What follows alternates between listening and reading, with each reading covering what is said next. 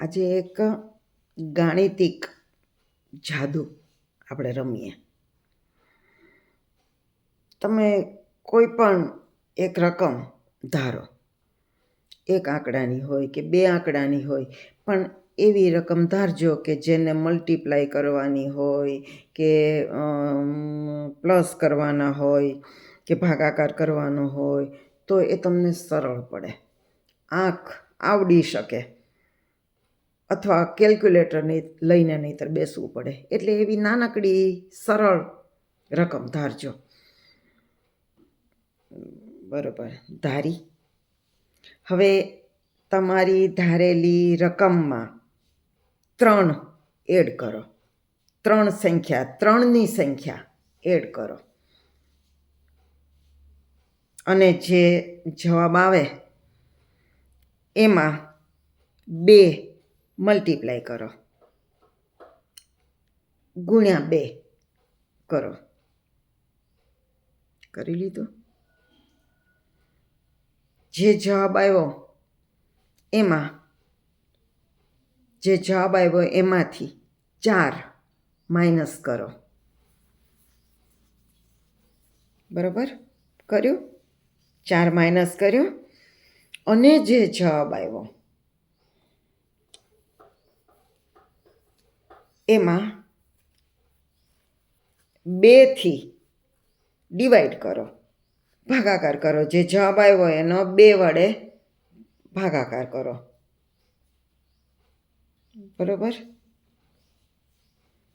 અને જે જવાબ આવ્યો હોય એમાં તમે જે રકમ ધારી એ રકમને માઇનસ કરો. અને તમારો જવાબ હું કહી દઉં કયો હશે? અહીંયા બેઠા બેઠા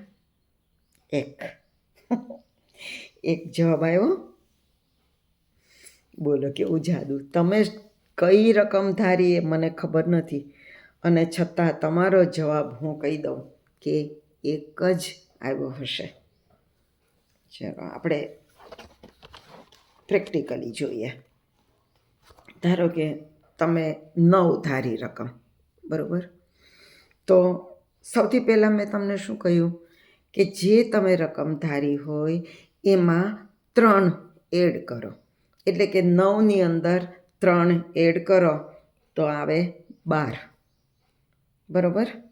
હવે 12ને 2 વડે મલ્ટીપ્લાય કરો, એટલે 12 ગુણ્યા 2 એટલે જવાબ આવ્યા 24. હવે 24માં 4 માઇનસ કરો એટલે જવાબ આવ્યો 20. હવે 20ને 2 વડે ભાગો એટલે જવાબ આવ્યો 10. તો 10માં તમે જે રકમ ધારી હોય, તમે 9 ધાર્યા હતા, તો 10માં 9ને બાદ કરો, જવાબ આવ્યો 1. આપણે બીજી રકમ લઈએ આપણે. બરાબર? ધારો કે 22 લઈએ. બરાબર? તો 22માં સૌથી પહેલાં 3 ઉમેરવાના એટલે જવાબ આવ્યો 25. પછી 25ને 2 વડે મલ્ટીપ્લાય કરવાના, ગુણાકાર કરવાનો, એટલે જવાબ આવ્યો 25 દુ 50. 50માંથી 4 બાદ કરવાના એટલે જવાબ આવ્યો 46. 46ને 2 વડે ભાંગવાના એટલે જવાબ આવ્યો 23. હવે 23માંથી તમે જે રકમ ધારી, 22 ધારી હતી ને, તો 22ને બાદ કરવાના તો જવાબ આવ્યો 1. તમે કોઈ પણ રકમ ધારો, આ જ જવાબ 1 જ આવશે. બોલો કેવું જાદુ છે, ગાણિતિક જાદુ! તો અલગ અલગ રકમને ધારીને તમે આ પ્રમાણે કરજો, બહુ મજા આવશે. ફરી પાછું કોઈ નવું ગાણિતિક જાદુ લઈને આપણે મળશું. આવજો.